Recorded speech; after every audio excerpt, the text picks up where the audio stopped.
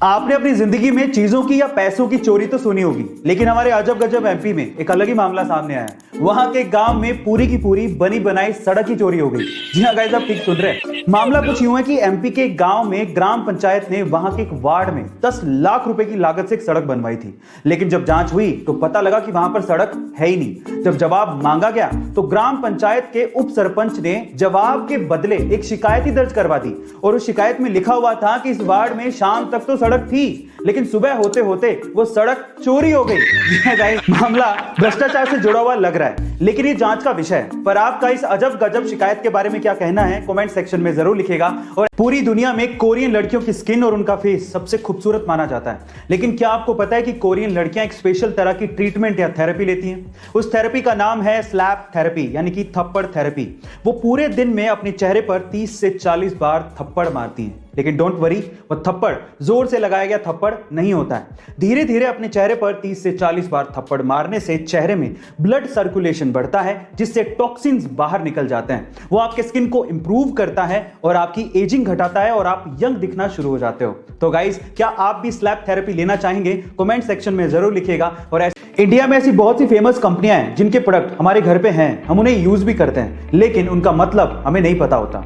जैसे कि MDH मसाले बहुत से किचन में मिल जाएंगे, लेकिन क्या आपको MDH का मतलब पता है? चलिए मैं आपको बताता हूं। MDH का मतलब है महाशया दी हट्टी। ये एक पंजाबी लाइन है जिसका मतलब है महाराजाओं की दुकान। दूसरा है अमूल, जिसका दूध बहुत से घरों में इस्तेमाल होता है, लेकिन इसका मतलब है आनंद मिल्क यूनियन लिमिटेड।